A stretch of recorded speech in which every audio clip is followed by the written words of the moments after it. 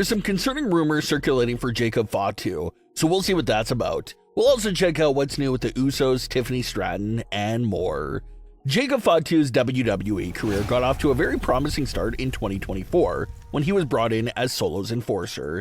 It was clear that he was a big star in the making, and fans grew to love him very quickly. Jacob and Solo entered a feud with each other, and since that feud has been underway, fans have expressed the feeling that it seems like Jacob's momentum has been put on pause.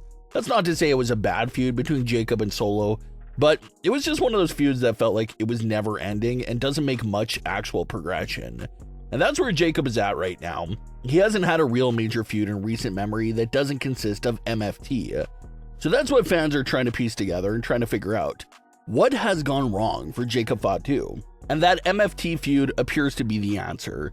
It's not the most interesting feud in the world, and it feels like every time the rivalry feels like it's ending, it gets extended once again, with nothing really interesting happening with Jacob Fatu at the moment. That caused fans to raise questions about his status in the company. But according to recent reports, Jacob is still viewed as a major star and will have big programs coming up in the future. There's even some rumors circulating that Jacob Fatu will be included in a program with Roman Reigns in the future as well. And that's certainly an exciting idea right there.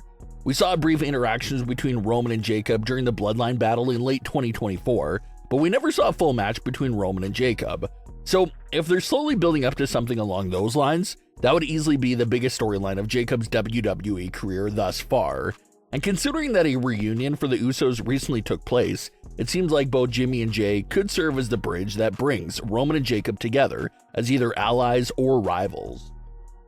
Jacob and Roman are family with each other, but they both have very strong and demanding demeanors. So there may be an initial clash there that eventually morphs back into a family bond again.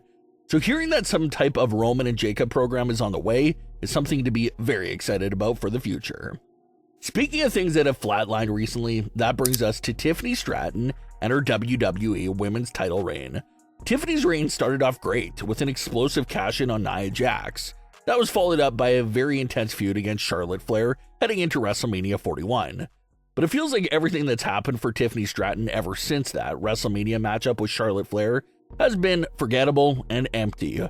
And Tiffany Stratton is not to blame for that. Blame definitely falls into the lap of creative.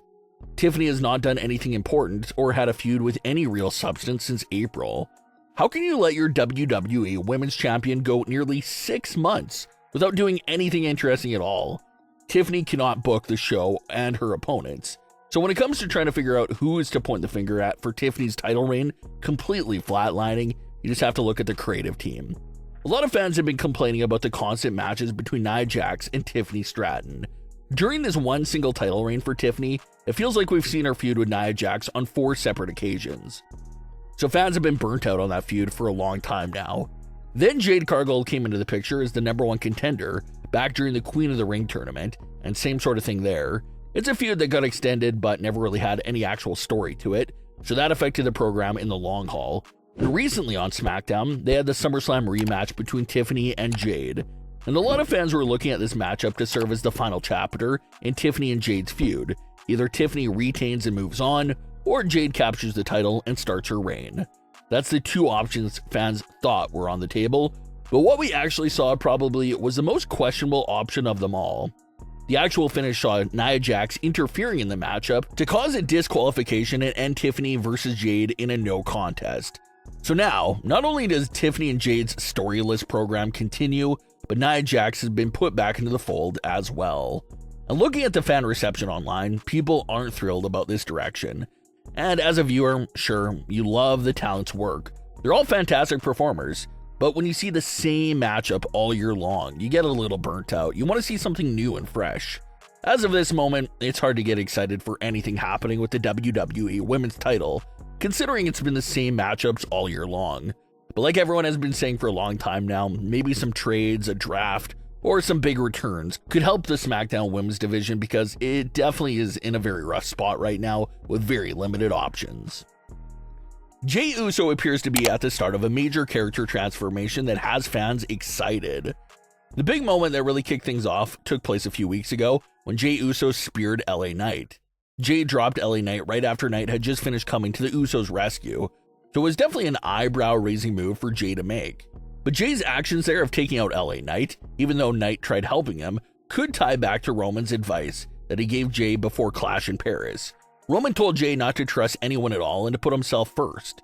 Jey took that advice when he knocked out CM Punk by surprise a few weeks ago, and he did it again here when he took out LA Knight by surprise as well.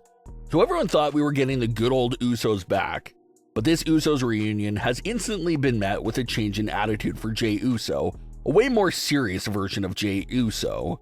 The mysterious and demeanor changes for Jey continued recently on Raw, where Jey left some voicemail message talking about how he wanted to run some things by them.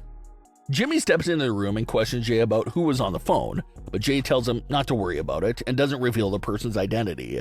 A lot of fans have Roman Reigns as their top pick for who Jey was trying to call there in that backstage segment. Before Roman got hurt, Roman and Jey were getting very close again, and Roman was giving him lots of good advice. So it seems very possible that Jey called Roman, looking to get more advice for whatever reason. Jey doesn't want Jimmy to know about what he's doing. The tension continued when Jey told Jimmy that he has to turn down LA Knight's offer to team up. Jimmy pointed out how he didn't like Jey's tone, and how he did not see any Ula Fala around Jey's neck for him to be calling shots like that. Jimmy ended up lying to Jey and actually agreed to team up with LA Knight. This time, the roles were reversed as well. Jade made the save for Jimmy and Knight, but LA Knight took out Jey Uso for what occurred the week prior. So there's a disconnection between the Usos due to this apparent heel turn and new persona that Jey's in the midst of adapting. Fans feel like Jey is slowly leaving the Yeet persona behind him and transitioning back into the intensity and seriousness that his right-hand man persona had back during the days of the Thunderdome. And especially after what Jimmy said about not seeing any Ula Fala around Jey's neck, fans feel like this character transition for Jey could even end up with Jey becoming the new tribal chief, especially since he's getting direct advice from Roman himself. Way before Solo Sikoa came into the picture, Jey Uso was crowned as the original successor to Roman Reigns, the tribal heir, but obviously all that got thrown off track because of Solo Sikoa. So could WWE look to turn Jey Uso into this new serious character and the new tribal chief? It certainly feels like they're leaning that way. Some fans even claim this story is giving them vibes of the original Bloodline. Is Roman once again brainwashing Jey Uso to see and do things in his image? Could Jey and Roman be heels again, leaving Jimmy Uso in a weird spot of joining or leaving the family? Something's definitely up with Jey Uso, and it's very exciting. But what are your thoughts on today's stories? Leave your comments below, don't forget to subscribe with all notifications on, and leave a like if you enjoyed. Thanks for watching, guys.